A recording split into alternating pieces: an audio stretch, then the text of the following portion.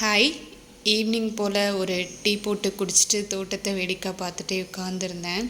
சரி, தம்பி வரதுக்குள்ளே வேலையை ஆரம்பிச்சிடலாம் அப்படின்னு சொல்லிட்டு என்னென்னா டிவியில் சாங் போட்டு விட்டேன்னா எனக்கு என்னமோ வேலை ரொம்ப ஃபாஸ்ட்டாக ஆன மாதிரி ஒரு இது.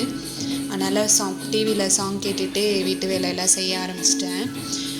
பாட்டு கேட்டுகிட்டே இருக்கும்போது தான் டக்குன்னு எனக்கு ஒரு சைல்ட்ஹுட் மெமரி ஒன்று ஞாபகம் வந்துச்சு. என்னென்னா, என் சைல்ட்ஹுட் ஃப்ரெண்டு பக்கத்தில் சாந்தின்னு ஒரு பொண்ணு இருப்பாள். நாங்கள் 2 பேருமே ஸ்கூலிங் எல்லாமே ஒன்றா தான் படித்தோம் 10th வரைக்கும். அவளும் நானும் தான் எப்போவுமே எங்களுக்குள்ளே ஒரு சின்ன சின்ன காம்படிஷன் இருக்குன்னு வச்சுக்கோங்களேன். எங்கள் அம்மா எப்போவுமே அவளை கம்பேர் பண்ணி தான் என்னை பேசிகிட்டு இருப்பாங்க. அப்போது என்னென்னா, ஒரு 12th 10th இந்த சமயத்துலலாம் என்ன பண்ணுவான்னா, டிவியில் ஃபுல் பாட்டு போட்டு கேட்டுட்டு தான் அவள் படிப்பாள். ஆக்சுவலாக அவளுக்கு மெமரி ஆகிடும். அதே ட்ரிக்கை நான் ஃபாலோ பண்ணுவேன். வீட்டில் டிவியை போட்டுட்டு பார்த்தா எனக்கு பாட்டு மெமரி ஆகிடும். நான் படிக்க வந்தது எல்லாத்தையும் விட்டுருவேன். இதனாலேயே எனக்கும் எங்கள் மம்மிக்கும் அடிக்கடி சண்டை வரும். ஆனால் எப்படி தான் அவளுக்கு அந்த இது மெமரி ஆகுதுன்னு எனக்கு புரியல. நிறைய டைம் நான் அதை யோசிச்சுருக்கேன். இன்றைக்கி டக்குன்னு எனக்கு பாட்டு கேட்டுகிட்டே வீட்டு வேலை செய்யவும் எனக்கு அவளோட ஞாபகம் தான் வந்துச்சு.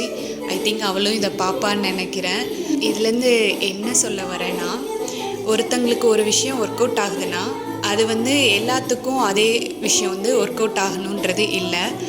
அவங்கவுங்களுக்கு அவங்கவுங்க இது வேரி ஆகும். ஸோ நமக்கு என்ன வரும் அப்படின்றத நம்ம அனலைஸ் பண்ணி அந்த விஷயத்தில் நம்ம ஃபோக்கஸ் பண்ணி நம்ம அதுக்கான நாலேஜை இம்ப்ரூவ் பண்ணிட்டோன்னா எல்லாத்துக்குமே நம்ம என்ன சொல்கிறது, க்ரோவும் நல்லாயிருக்கும். நமக்கும் அந்த விஷயத்தை பிடிச்சி செய்யும்போது அதில் ஒரு நல்ல இம்ப்ரூவ்மெண்ட்டும் தெரியும். ஓகே, முகிலன் வந்தாச்சு. சரின்னு அவருக்கு ஸ்நாக்ஸ் கொடுத்தாச்சு. நெக்ஸ்ட்டு இன்னொரு மினி விலாகில் பார்க்கலாம். பாய்.